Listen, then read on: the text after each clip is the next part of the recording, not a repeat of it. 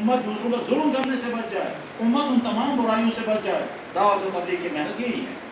اس کو سمیٹا گیا ہے 6 نمبروں میں۔ اکرام مسلم کا مطلب یہ ہر مسلمان کا اکرام کرے گا، کسی پر کوئی ظلم نہیں کرے گا، چاہے وہ ماں باپ ہوں، چاہے اولادیں ہوں، چاہے بھائی ہوں، چاہے اجنبی ہوں، چاہے پڑوسی ہوں، حتیٰ کہ کوئی عام انسان بھی کیوں نہ ہو، کسی پر کوئی ظلم نہیں ہوگا، کیونکہ دعوت و تبلیغ کی محنت ایمان والوں کے اندر ہے، اس لیے اکرام مسلم کا لفظ لایا گیا، ورنہ اصل میں دعوت و تبلیغ کی محنت کا نشانہ کیا کہ دعوت والے سے کسی کو کوئی تکلیف نہیں ہوگی۔ مجھے یاد ہے ایک بھائی نے مجھے کارگزاری سنائی، وہ مجھے نہیں، ہم بہت سارے علماء بیٹھے ہوئے تھے، اس میں اسے ٹیم کے ساتھ گھومنے کے لیے بھیجا رضا، اور 10 دن کے بعد اور بگڑ کر گیا۔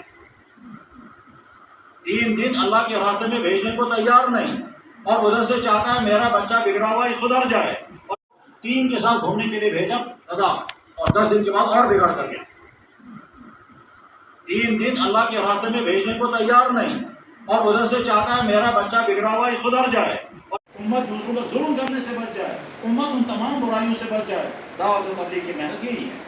اس کو سمیٹا گیا ہے 6 نمبروں میں۔ اکرام مسلم کا مطلب یہ ہر مسلمان کا اکرام کرے گا، کسی پر کوئی ظلم نہیں کرے گا، چاہے وہ ماں باپ ہوں، چاہے اولادیں ہوں، چاہے بھائی ہوں، چاہے اجنبی ہوں، چاہے پڑوسی ہوں، حتیٰ کہ کوئی عام انسان بھی کیوں نہ ہو، کسی پر کوئی ظلم نہیں ہوگا، کیونکہ دعوت و تبلیغ کی محنت ایمان والوں کے اندر ہے، اس لیے اکرام مسلم کا لفظ لایا گیا، ورنہ اصل میں دعوت و تبلیغ کی محنت کا نشانہ کیا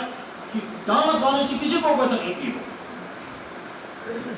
مجھے یاد ہے ایک بھائی نے مجھے کارگزاری سنائی، وہ مجھے نہیں، ہم بہت سارے علماء بیٹھے ہوئے تھے، اس میں اسے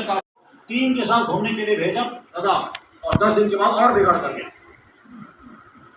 3 دن اللہ کے راستے میں بھیجنے کو تیار نہیں، اور ادھر سے چاہتا ہے میرا بچہ بگڑا ہوا ہی سدھر جائے،